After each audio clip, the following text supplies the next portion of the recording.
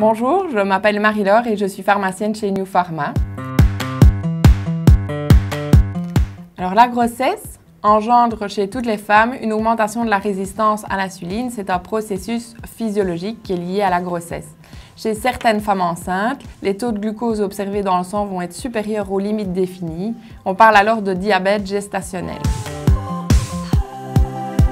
Il existe plusieurs facteurs de risque de diabète de grossesse. Avoir un indice de masse corporelle supérieur à 25, un âge avancé chez la future maman, des antécédents familiaux de diabète, une précédente grossesse avec un diabète gestationnel ou ayant donné naissance à un bébé de plus de 4 kg.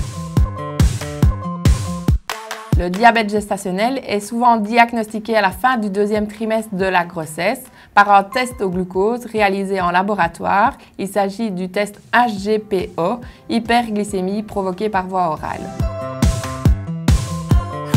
La règle de base pour contrôler sa glycémie est de fractionner l'alimentation en 3 repas et 3 collations, de préférence à heure fixe.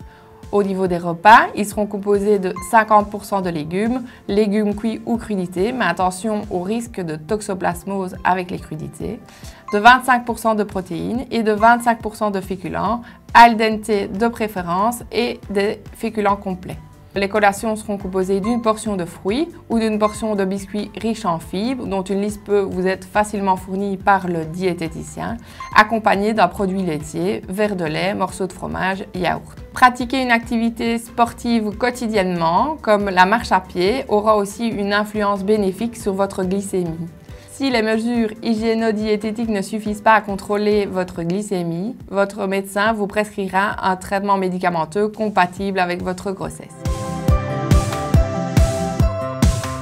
Il est important de maintenir la glycémie dans les valeurs requises afin de s'assurer que le bébé n'ait pas un trop gros poids pour la naissance, de faciliter ainsi l'accouchement, mais de surtout réduire le risque d'apparition de troubles métaboliques chez l'enfant et chez la maman.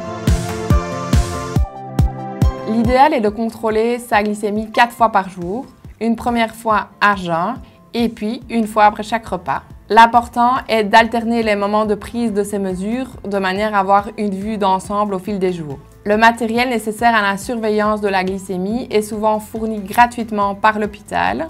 Il s'agit d'un matériel assez simple dans son fonctionnement et qui fournit des résultats très rapidement. Une bandelette doit être insérée dans le glucomètre, qui est l'appareil servant à mesurer la glycémie. Et c'est sur cette bandelette qu'on viendra déposer une goutte de sang qu'on a prélevée à l'aide d'une lancette qui est une petite aiguille.